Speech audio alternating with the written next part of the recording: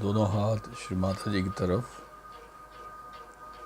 हाथ पूर्ण रूप से खुले हुए।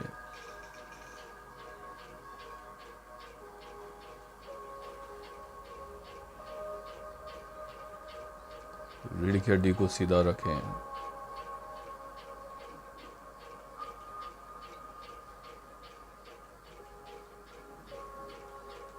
Now just feel the presence of vibrations.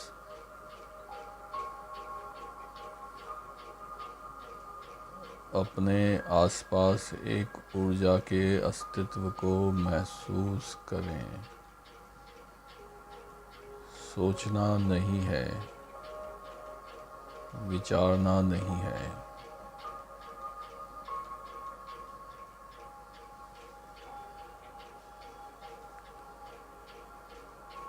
Feel the presence of divinity surrounding you.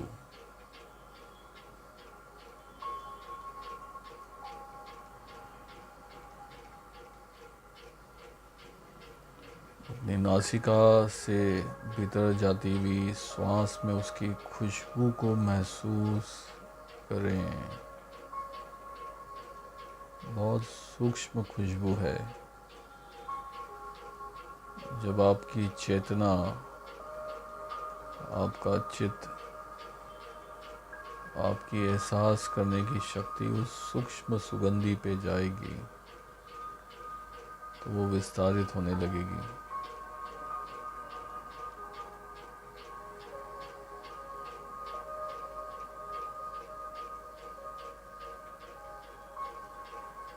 लंबे गहरे श्वास के भीतर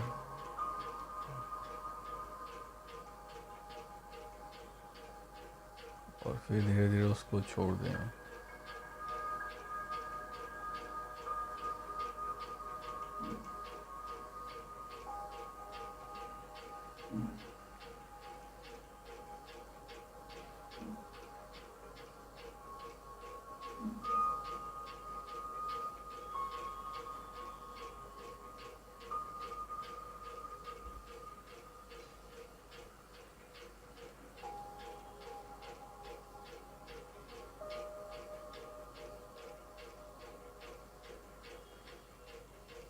विचार नहीं, सिर्फ सेंस करें। श्वास में अपने आसपास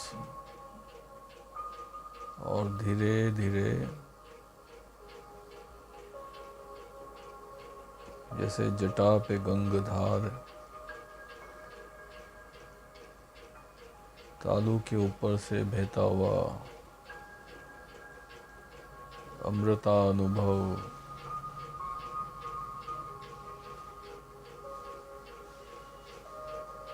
निरानंद की धाराएं तालू से मस्तिष्क में आगे की तरफ, पीछे की तरफ, जैसे पानी की बूंद लुढ़कती हुई जाती है वैसे धीरे धीरे नीचे की तरफ जा रही है।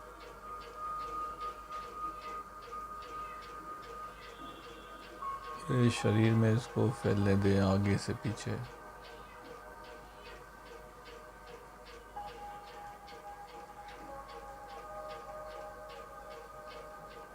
पूरे शरीर में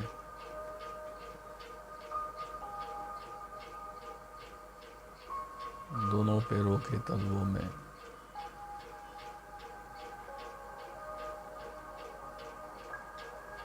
शरीर के अंतरतम में पैरों के तलवों से ध्यान को धीरे धीरे मूलाधार तक लाएं।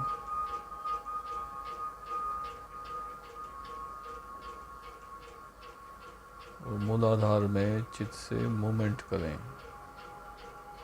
किस दिशा में ये विचार है, सिर्फ मूवमेंट करें।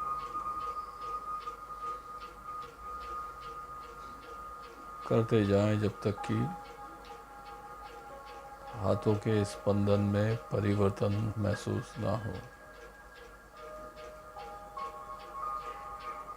चित सांसों पे भी रखें। श्वासों के भीतर जो सुगंधी है उसका बोध, उसका लय ना टूटे।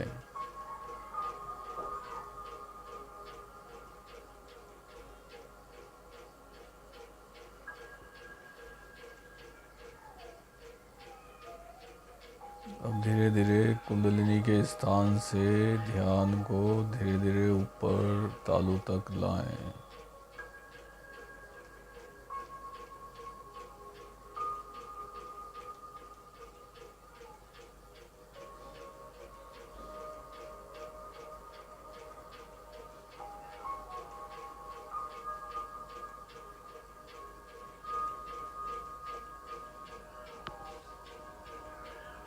तालू के ऊपर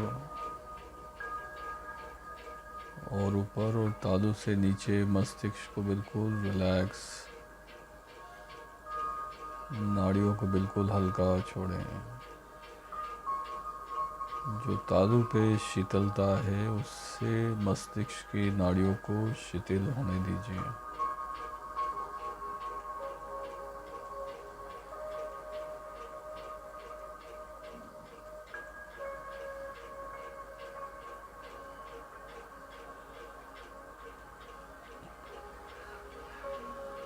तालू को महसूस करें और श्वास के भीतर भी महसूस करें।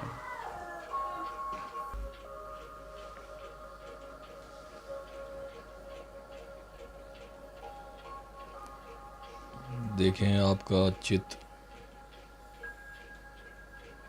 इस समय कहाँ है और उस पे प्रभाव किस चीज़ का है।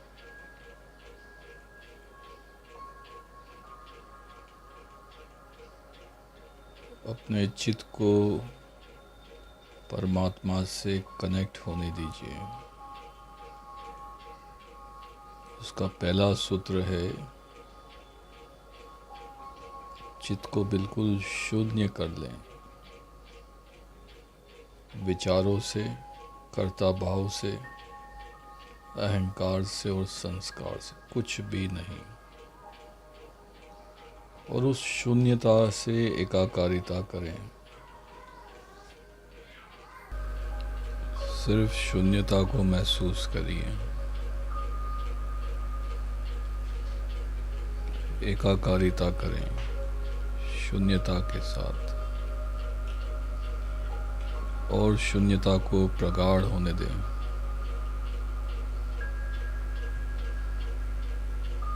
भीतर बाहर सिर्फ शून्यता है। तालू के स्पंदन और स्पंदन से रिएक्ट करता हुआ माइंड बिल्कुल अलग कर लें। मस्तिष्क की नाड़ियों को बिल्कुल हल्का करें और रिलैक्स करें। ब्रह्मरंध्र के मध्य स्थिर चित्त लगातार वहां देखते रहें। सोचना नहीं है, otherwise you will lose the connection. Don't think, just be there. Perceive whatever you are feeling in your attention. बोधगम्य चित्त में हो मस्तिष्क शून्य।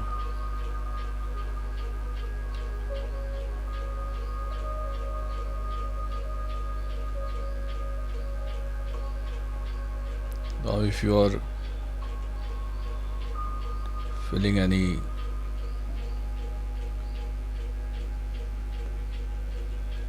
कैचेस और अलग तरह के वाइब्रेशंस, तो उन जगहों पर हाथ को ले जाके सिर्फ मूवमेंट करा दें बिना सोचे। जैसे फोरहेड के सामने राइट हैंड को ले जा करके सिर्फ हाथ से घुमाते जाएं। मेरे मस्तिष्क को शांत कर दीजिए। Mother, please forgive me. Your ego, Shri Mata ji, you are ego, I am not ego, I am not doer. घुमा तेरे हाथ को, मेरी चेतना को भूतकाल से मुक्त कर दीजिए। मुझसे जो भी गलतियां हुई है, मेरी चेतना को उन गलतियों से मुक्त कर दीजिए। धीरे धीरे हाथ को घुमाते रहें, हाथ को सामने ले आएं।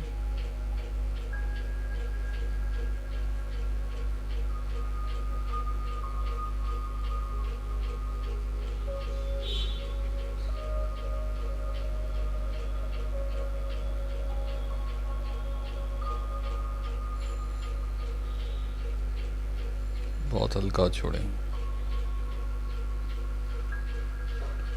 Be there at the top of the head, in the center of the Brahmarandra.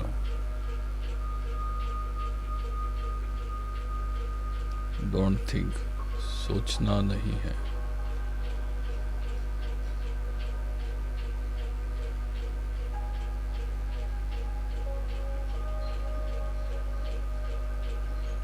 और ब्रह्मरंध्र से नीचे बहते हुए वाइब्रेशंस को देखें। नाड़ियों के भीतर बह रहा है।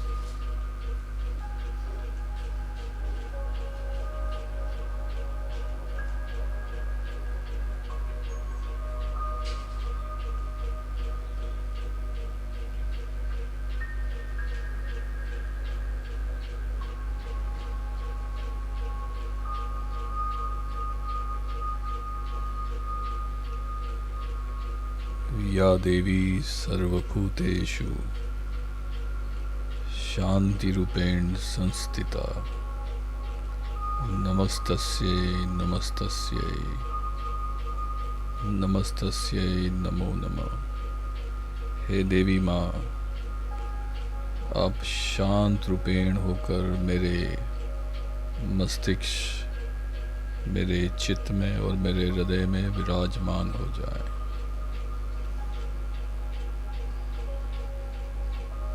और मेरे चित्त को अपने शांत रूप से एक रूप होने दीजिए।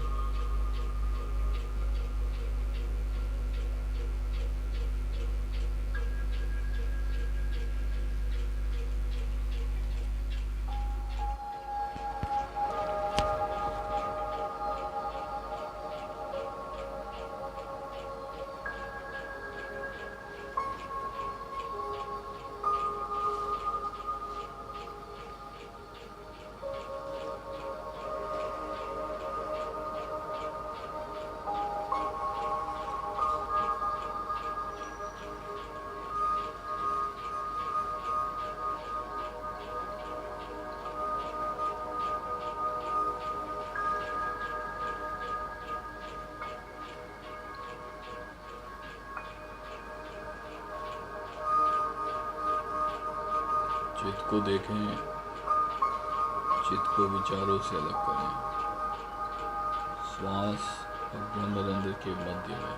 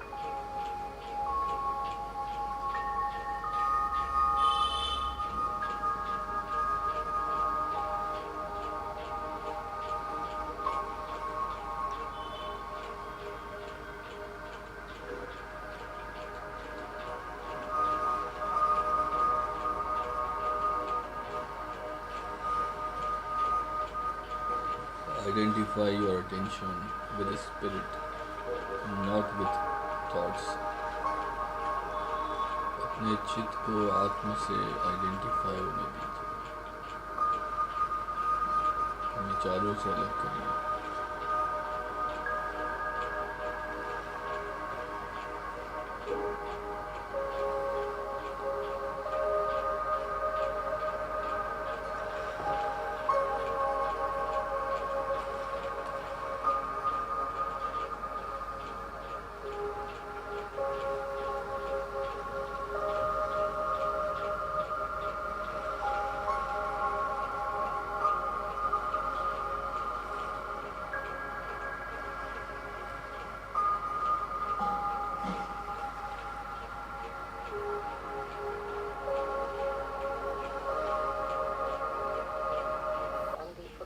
That's very important. How to know where you are as far as God is concerned. That's the main thing, isn't it? We are here for that. To be one with God, to be union with His power, to be His instruments. And how our connections get loose and how we can correct it. We should try to understand that. First of all, we must realize that we are not to think about it. If you start thinking too much about it, then you have seen that you do something funny, which you should not have done. Do not plan out too much about it also. Because in this country, if people start planning out, they'll get all the planning done. For example, they have to go for a walk. They must have proper shoes, they must have proper sticks, they must have this, they must have that, and they must have gloves, and they must have everything, and they never go out. They are so exhausted with the planning itself. In the same way, it happens with Sahaja. Get in. Move forward. It very much happens the same way with Sahaja Yoga. I have seen that, though I have told you not to plan it out, not to think about it, still you go on doing it. And that is how you get into problems. That by thinking you cannot correct yourself. What you can do is to know that you can put bandhans or you can give yourself a balance with your hands. You have to move your hands and not your brain. Alright? Our brains are moving and hands and feet never move. And out of proportion our brains are moving. But our hands and feet do not move. This is the society which H.G. Wells had described. I can see it very clearly. That you have more brains than your deftness and your understanding. Your fingers are not so sensitive.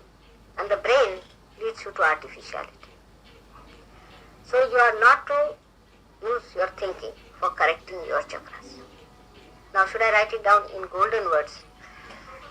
That you cannot think about it and sort it out. This is one thing people do not understand. I think you better take him away because he's a little restless, alright?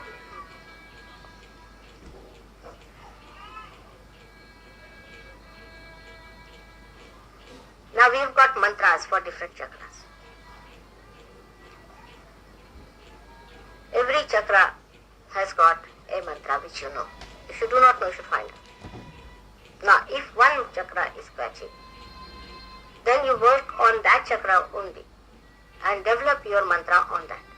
For example, supposing you have to say something for your heart. Then first of all, you must ask for forgiveness from God.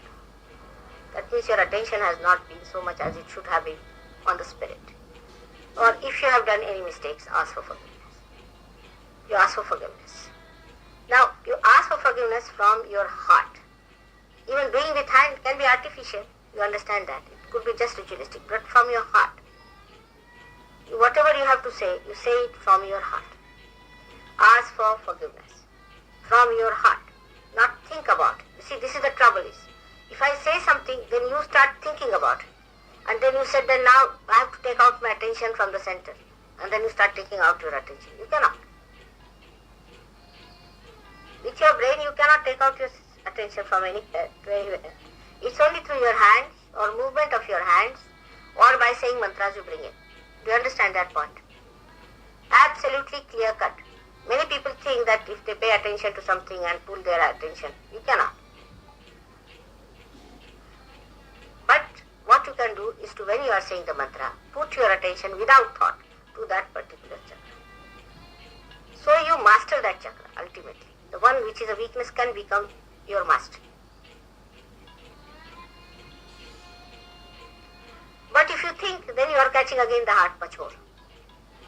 You have known that by thinking you catch your right side in the sense that it starts overactive, it is getting overactivated, and left side gets frozen, by which heart is catching. Your ego develops, which engulfs your heart. So the more you think about it, how to correct your ego, the worse you are. You fight it. So then we know that we have to give a balance, bring down your ego with your hand, with massage. You can bring it down because in your hand it is flowing. Whether you are catching or not catching, it is flowing from your hand is there. The flow from your hand is there. You may not even receive from me, but there is flow already started. It's germinating. Little bit is always there. Use that to massage your head, bring down your ego. Then for heart also. Do not think about it, but give it. Or you put your hand towards it. Direct the vibrations, but don't think at that time. This is the important thing. If you are thinking and directing, it cannot be directed because your attention is engulfed in the thinking process. Do you understand that point? And here the problem is people think too much and talk too much. I mean, they talk about everything. They know everything. Such a wasteful habits of thinking and then talking about it. Everybody is a monarch here because of ego. So now please tell your ego, you please keep shut. Now we know you too well. Try to push it back as much as you can. With force sometimes. Bring it back like that. Try to bring it to its normal position. And you will be amazed once it goes to its normal position. You feel very much lighter. So this is to be done with your hand. You can use oil to rub, or on your body if you have to rub, you can use even powder or anything for having less friction. But it is through massage, through giving bandhans, by taking it out, or through limbu, or you can use even an orange or something like that. Try to take out these vibrations through these mediums and not through thinking. Through thinking you cannot do it. Once you think, you have no power over yourself. There's a barrier between the spirit and you. Because you are thinking through your ego.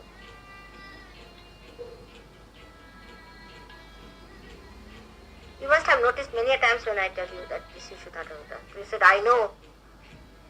You see, this is something I can't understand. When you know that this should not have been done, then why are you doing it? Now which is that I which knows? Is your spirit. Or which is that is doing it against it is your ego. So identification should be with spirit, and spirit does not think. It manifests.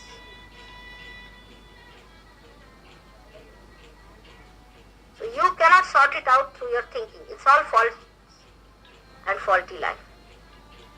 Anything you do with thinking, it will be all faulty. Now why you people in this country have lost your deafness in the hands? For the same reason. If I ask a question, say on some art, people can tell me a lot about art. But if you tell them even to hold a brush in their hands, they cannot. In any art, any deafness or anything, they think. That's how the creativity, the spontaneity is finished, by thinking. And that's why you must have seen the people those days who producing art is also so horrible that within 20 years all these artistic pieces will die out. They will have no value. All these are produced in these. I see them every day in so-called modern art. and all that. The real modern art can only be done by a person who has got his spirit manifesting, like Blake. The one whose spirit is not manifesting, whether he is a poet or whether he is an artist or anything, whatever he is doing, is going to finish in no time, has no value.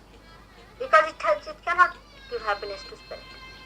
It can only give happiness outside. So do everything in silence, not thinking, in thoughtless awareness. That's the main point. How much you pamper your ego, you just see morning till evening. It's very simple to see in life. We try to be angry and in temper, or sometimes try to be very, very gentle, and sometimes very, very humble to look at, just to please that ego of us, not to ourselves, the spirit. Now just fighting your spirit, you are not, fighting your ego, you are not going to achieve much, as I have told. Just do not accept its existence. It doesn't exist for you any longer. It does not exist. Ego is only existent in God because He does something. You do not do. That's why it's a myth. Your ego is a myth. You have no, it's a myth. You are carrying on with the myth. Now, ego in a man is nonsense. Ego in God is all sense. Now, when you are facing the photograph, just to check up yourself, humble down yourself. First of all, humble down. Like a person who wants to perfect oneself. Before the photograph, you humble down yourself and try to find out what's wrong with you. Best thing is to give yourself a balance. Don't think again. Humble down means try to bring down your attention to your heart. Humble down. Bring it down to your heart. Don't think. Now you put attention to the photograph without thinking and see for yourself what chakras are catching. One should not immediately jump into conclusion, oh yes, I am catching for this, I am catching for that, I am catching for another person, and all this nonsense is not needed. You need not take it to a rationality to judge it, why you are catching. That's not important for us.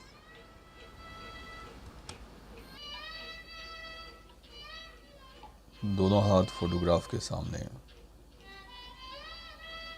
Shri Mata जी को देखें, कुछ मत सोचिए।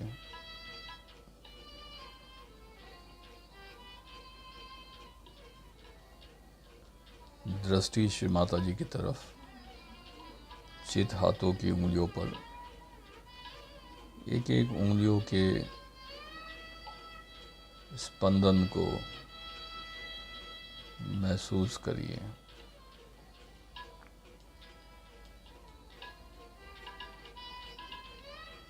अपनी चैतन्य अवस्था को देखें, कहाँ पे वाइब्रेशंस का किस तरह का स्तर है।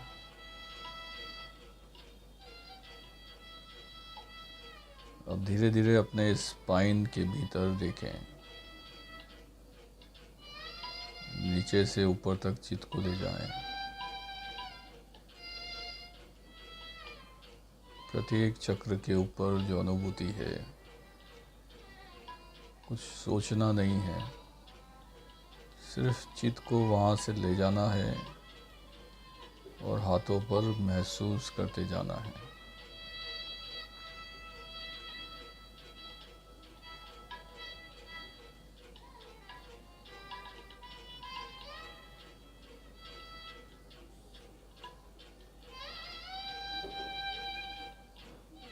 फिर से अपनी अवस्था देखें, धीरे से आंखें बंद कर लें। विचार शून्य मस्तिष्क, निर्विचार चित्त। अब जिन जगहों पर अगर हाथ की उंगली पे आ रहा है तो वहाँ पर हाथों से मूवमेंट कर दें। उसके आसपास चैतन्य का फ्लो बढ़ा दें और उसे बाहर की तरफ करें। हाथों पे जिस भी चक्र पे आ रहा है वहाँ पे चैतन्य का मूवमेंट करें और उसको बाहर की तरफ करते जाएं, उसका फ्लो।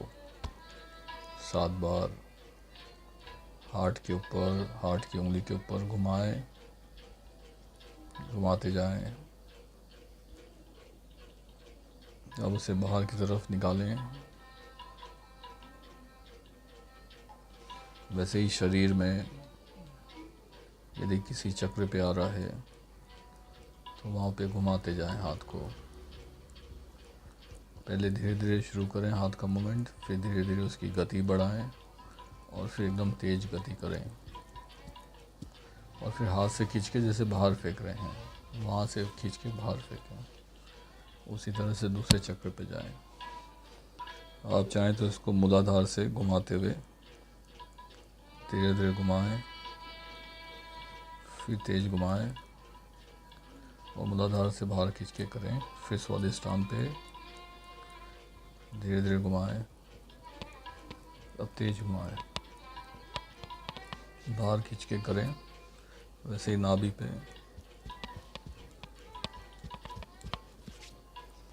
मध्य हृदय पे, मध्य हृदय पे घुमाते जाएं और दोनों हाथ से पकड़ के लेफ्ट राइट से बाहर की तरफ। फिर से मध्य हृदय पे घुमाते जाएं।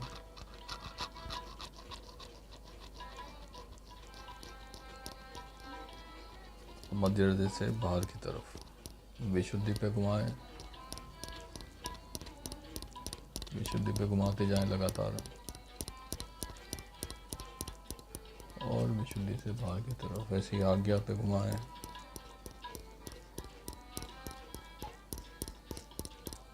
घुमाते जाएं, आज्ञा पे घुमाते जाएं, आज्ञा से खींच के बाहर की तरफ। बैक आज्ञा में सोचना कुछ भी नहीं है, विचार कुछ भी नहीं करना है। बैक आज्ञा में घुमाएं और खींच के बाहर निकालें। तालू के ऊपर, तालू पे दबाएं और ढीला करें, दबाएं और ढीला करें। इसे 7 बार करें और फिर तालू के ऊपर मूवमेंट करते जाएं, हाथों को घुमाते जाएं और मूलाधार तक महसूस करें। आंखें पूरी बंद, पलकों को एकदम चिपका के पुतलियों को हल्का छोड़ दें।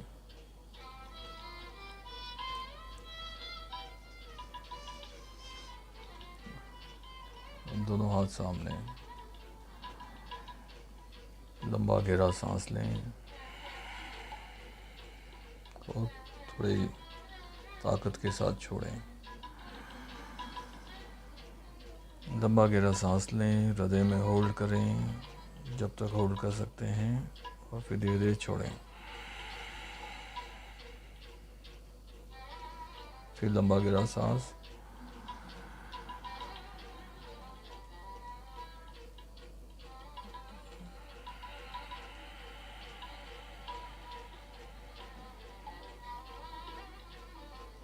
अब श्वासों के भीतर चैतन्य की सुगंधी को बोध करें। लंबा गहरा श्वास, धीरे धीरे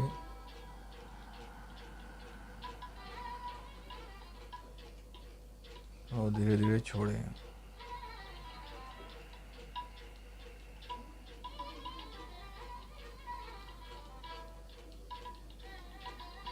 लेने और छोड़ने के बीच में जो विलंब आता है, वहाँ ठहर कर सिर्फ शांत मस्तिष्क को देखें।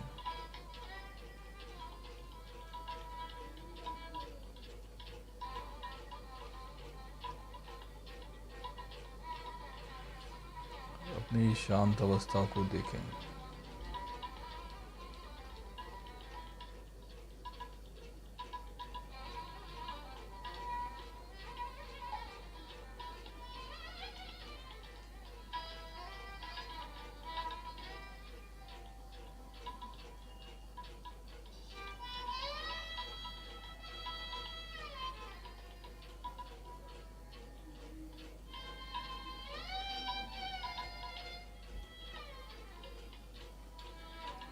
सोचे नहीं इसके बारे में। Direct the flow of vibrations inside you. अपने भीतर वाइब्रेशंस के फ्लो को डायरेक्ट होने दीजिए अगर नाड़ियाँ शांत है तो फ्लो उससे गुजर जाएगा। बिल्कुल हल्का छोड़ें। Forgive, forgive all thought, all conditioning, all subconscious activity.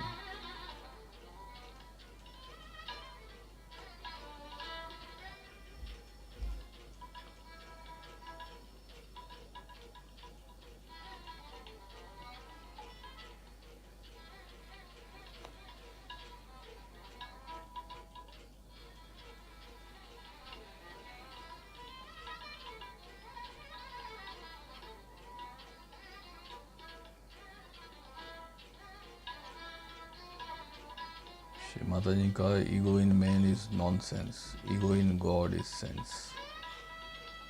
अपने ईगो को शिफ्ट कर दें अपने से माता जी की तरफ। Mother, you are the ego, please accept my ego and make me egoless. I want to imbibe your vibrations. I want to be in a silence.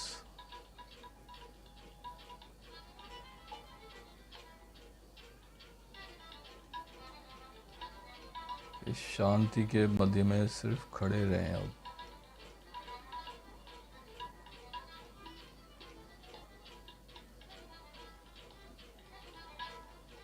विचार बिल्कुल नहीं।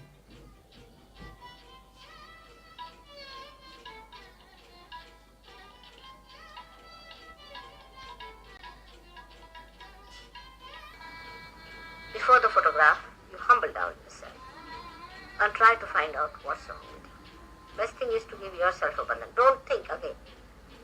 Humble down means try to bring down your attention to your heart. Humble down.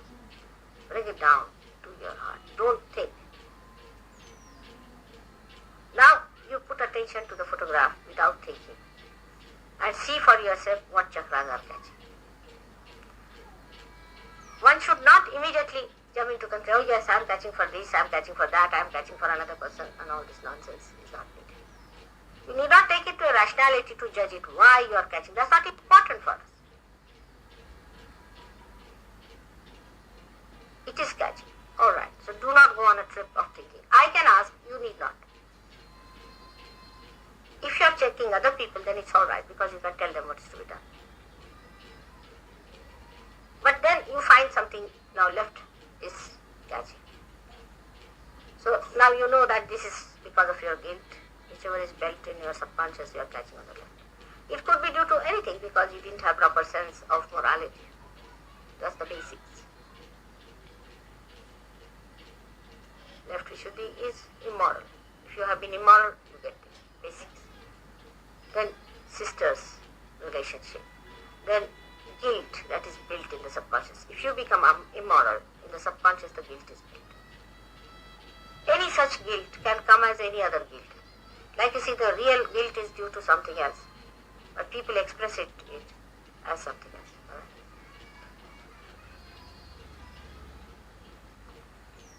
So do not worry as to what guilt you have got. I never tell you what guilt you have got, if you remember it correctly. Never I tell you that you should say that you have got this guilt. Many people tell me that I have got a guilt that there is war in Vietnam or some sort of a nonsense, or my forefathers went to Argentina and killed many Indians. All this is nonsense. You see. The guilt is a subconscious action. It is what you call the conditioning in the left. When there is some sort of an immoral behavior that is done, even you may not be knowing what is morality. See, if you do not know dharmas, might be something you are doing which you should not have done. So forget about it. Detach yourself. The one who has committed mistake is your ego, not you. You are pure because you are spirit. So don't condemn yourself for that. You are not to bother. For example, if there is defect in the instrument, there is no defect in the electricity. Electricity is pure. It is not carried out because there is defect in the instrument. So we have to correct the instrument. Now, if you think you are the electricity, you can correct it. But if you think you are the instrument, you can never correct it. Because again you go to your subconscious, try to find out or what things I must have done. It could be from your previous lives also. It could be you might have caught it by saying something very filthy which you do not remember. So do not tax your mind. We are not psychoanalysts at all. To find out psychologically what is wrong with us by asking questions and this time troubling yourself too much with ego. Psychologists only think of the left, but they don't know when you try to do that, you develop your ego. When you start thinking about it from where this has come, immediately you develop the ego of a person. And the person goes on to the ego trip, and which is even more dangerous than subconscious problem. Because people who have ego trouble the whole community, while those who are super ego only trouble themselves. People with ego are much more dangerous and troublesome than the people with super ego. So you just first of all see what is the matter with you. Now left Vishuddhi scratching. Alright. So that means you are carrying. The Kundalini is not properly going through the left Vishuddhi. Alright. Then you be attached to your spirit. Try to attach yourself to your spirit. Then you clear it out. I see like that. Supposing I am the spirit and you are the body. I see my spirit and I see your spirit. I am not bothered what you have got. In the same way you see yourself in two ways. That you are the spirit and you are not the body or the mind or anything. So we have to clear it. They are paroksha, they are different. They are another. We have to correct it. As electricity is separated from this instrument, in the same way you are separated from your spirit. But this separateness must be understood in meditation. That's why meditation is necessary. For meditating, you should say that, Mother, make me the spirit. I am the spirit. Mother, I am the spirit. You start seeing through the eyes of the spirit everything. Then you do not feel bad. You laugh at yourself, make fun of yourself, and then you enjoy yourself. You live with yourself. You play with yourself. You joke with yourself. And the whole thing becomes a joke.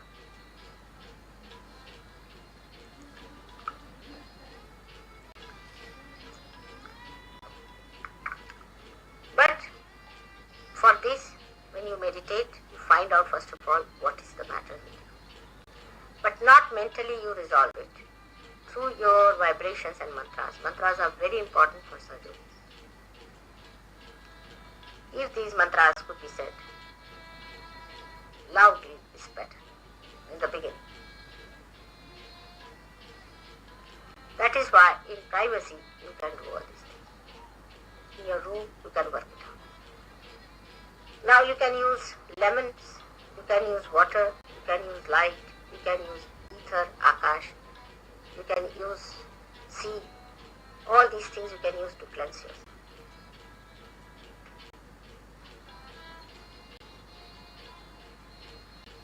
Once you start facing yourself through your spirit, you won't be so frightened.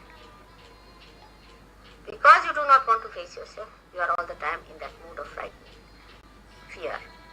But once you start facing, you'll be amazed that really you are beautiful. And all these things will drop. So there is no need to condemn yourself in any way or to elate yourself, but just be your spirit.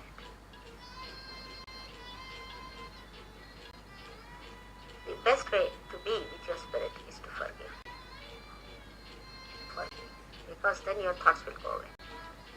I mean, here there are people with superego, but as soon as you remove their superego, they get into ego very fast. I've seen it.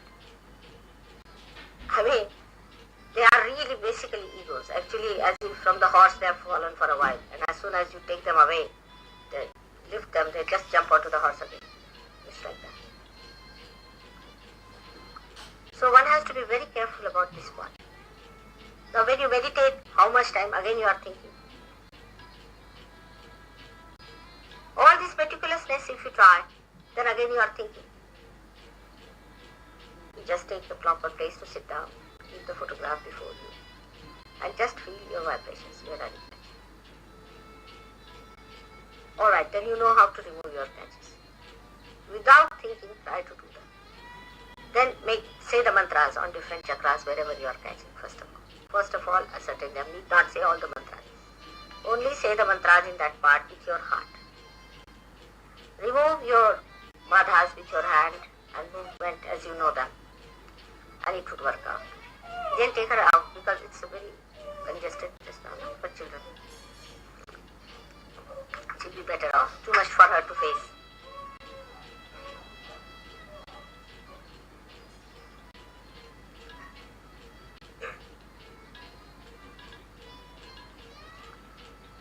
The less you think, the faster you move with your realization. This is the blessings of Indians. That's why you can ask Ray what he has to say about Sahaja. They don't think much. Now see my cook, whom I wanted to teach cooking. In 1 year he learned, one month he learned how to cook very well. I can tell you, I cannot teach you people for 6 months. Even I don't know if I can teach you that much even in 1 year. Because very few thing will go into the brain and then come to the hand is also different. You discuss anything, say planning of the room, everybody will be arguing. Without thinking that just receive the thing, let's see what it is, everybody will start arguing.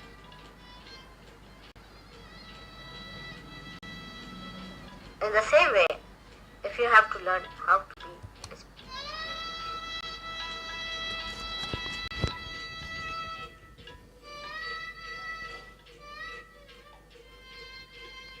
Don't argue, don't think. Try to become what you are. You are a spirit. And when you become a spirit, then inspiration will come within you. Mother, please make me a spirit. श्रीमाता जी, मुझे मेरे आत्म तत्व में स्थित कर दीजिए. आत्म तत्व में स्थित कर दीजिए.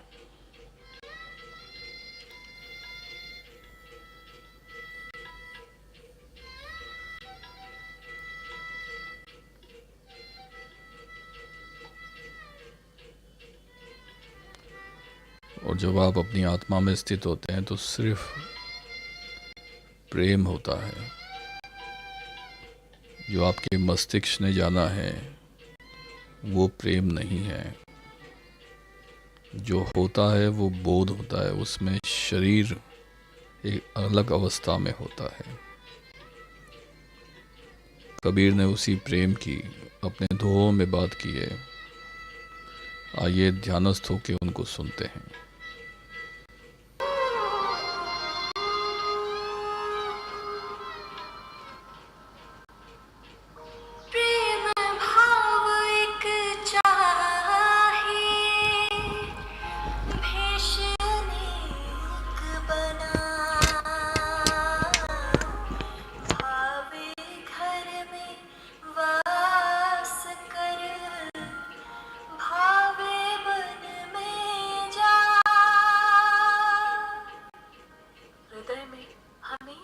ईश्वर के प्रति एक प्रेम भाव होना चाहिए, चाहे कैसा भी रूप धारण कर लो, बना लो. चाहे सांसारिक बंधनों में बंधकर गृहस्थ जीवन बिता रहे हो या फिर वन के एकांत वातावरण में वैराग्यपूर्ण जीवन बिता रहे हो. जीवन का कैसा भी स्वरूप हो, वह प्रेम भाव सदा बना रहना चाहिए. ऐसा प्रेम भाव जो हर स्थिति, हर रूप, हर उम्र में एक समान बना रहे, वो सिर्फ परमपिता परमात्मा से ही स्थापित हो सकता है. प्रीतम को पतियां लिखूं, जो गम हुए विदेश, तन में मन में नैन में ताको कहा संदेश. मैं अपने प्रियतम, अपने इष्ट, अपने परम पिता परमेश्वर को अवश्य ही पत्र लिखता. यदि वे कहीं दूर देश में, कहीं विदेश में होते, किंतु जो परमात्मा मेरे शरीर में, मेरे हृदय में, मेरे नयनों में अर्थात मेरे रोम रोम में विराजमान है, उसको क्या पत्र लिखूं, क्या संदेश भेजूं? उसका प्रेम तो इतना गहरा है कि क्षण भर भी वो मुझसे दूर नहीं है। वो परमेश्वर तो मेरे अंदर ही बसा हुआ है।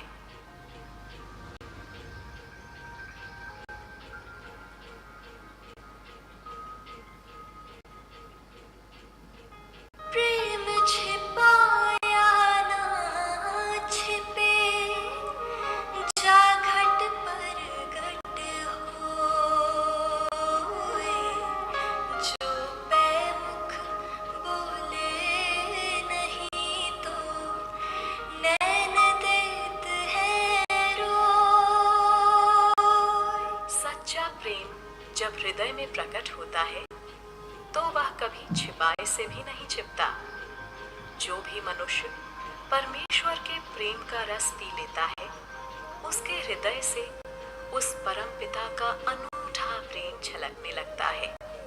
फिर भले ही वो अपने मुख से कुछ न बोले, तब भी उसकी आंखों से बहती प्रेम की अविरल धारा परमात्मा के सच्चे प्रेम को प्रकट कर ही देती है।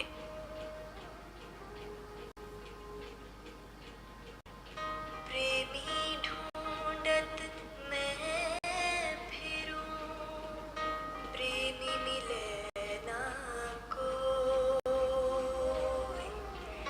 प्रेमी सो प्रेमी मिले, विष से अमृत हो।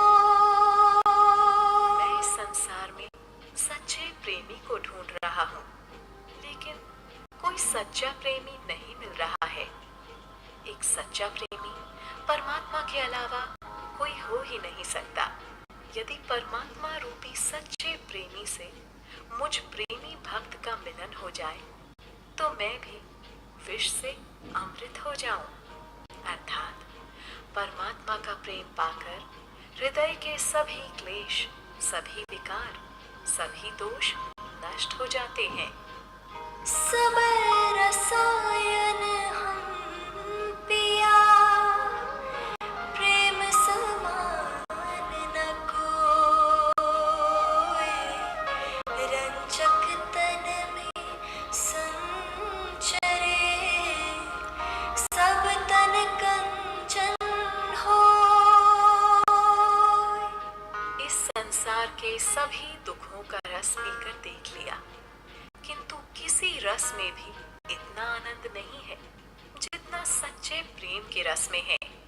परमेश्वर से सच्ची लगन, सच्चे प्रेम का रस अगर थोड़ा सा भी इस तन में संचारित हो जाए, तो संपूर्ण शरीर, संपूर्ण हृदय कंचन की तरह पवित्र और प्रकाशमान हो जाता है। ऐसी है उस सृष्टिकर्ता के प्रेम की महिमा।